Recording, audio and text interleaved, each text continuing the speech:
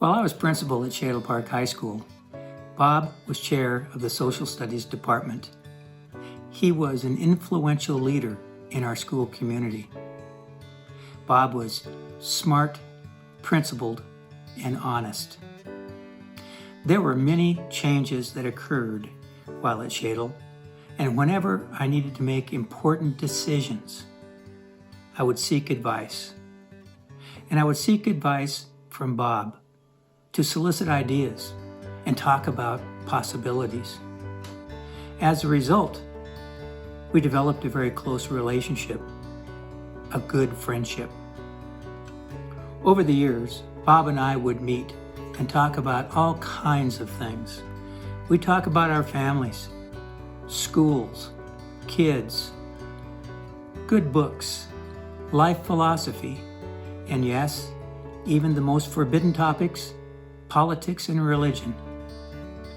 Our conversations were rich and dynamic because while we had many similarities in our general belief systems, we also had very different views. Bob tended to be a little bit more conservative, and I edged toward being a little bit more liberal. But what we both shared was a commitment to bring thoughtful and introspection to our conversations and be honest about our values. The best way I can describe our friendship is this: our friendship was comfortable and genuine. I've always believed that there are those who are placed on this earth to benefit others. Bob was truly one of those people. He was meant to be a teacher and coach. Bob was kind, sensitive, and compassionate. He was a great competitor and instinctively a positive motivator.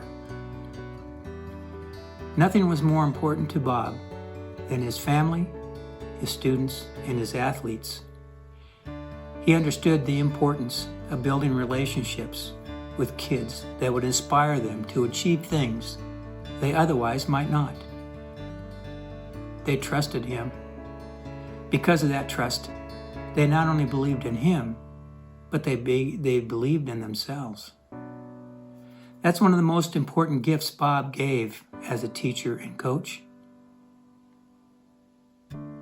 He also gave that priceless gift to me as his friend and colleague.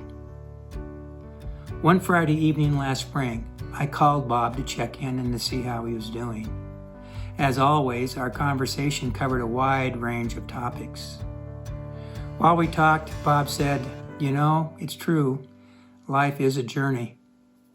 And along the way, it's good to be inquisitive and open to new ideas, because it's not only enriching, but it makes us better human beings." Bob cared about connecting with others and the relationships he had. He was a man who wanted to live in a way that helped others, and he did. Being of service to others was Bob's calling. Bob was truly an incredible human being.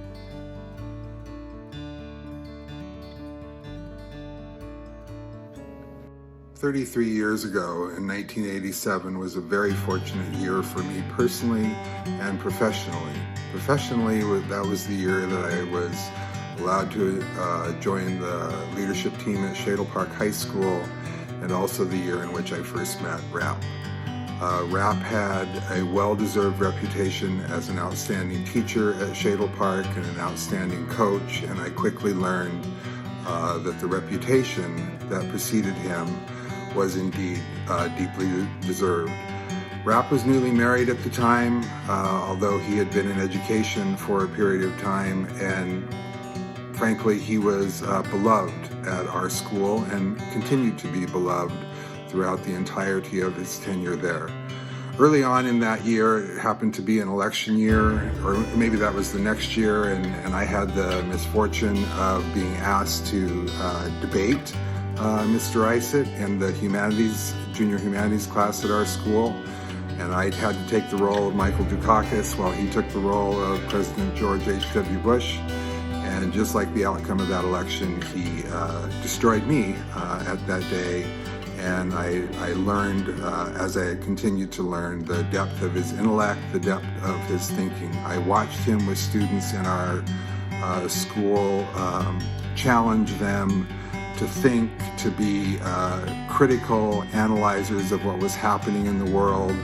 And he never allowed them to know what his personal positions were, but in fact wanted them to be able to defend theirs. I have much admiration for Rapid, and he ultimately became the department head in our social studies department and really did lead that department in a way that he wanted to assure that all of the teachers in fact really did prepare students for the lives that they had ahead of them. I would say that watching him outside of the classroom, not just with kids in general, but also as a coach. He had initially coached in both our volleyball and women's basketball programs, but ultimately became our head girls cross country coach.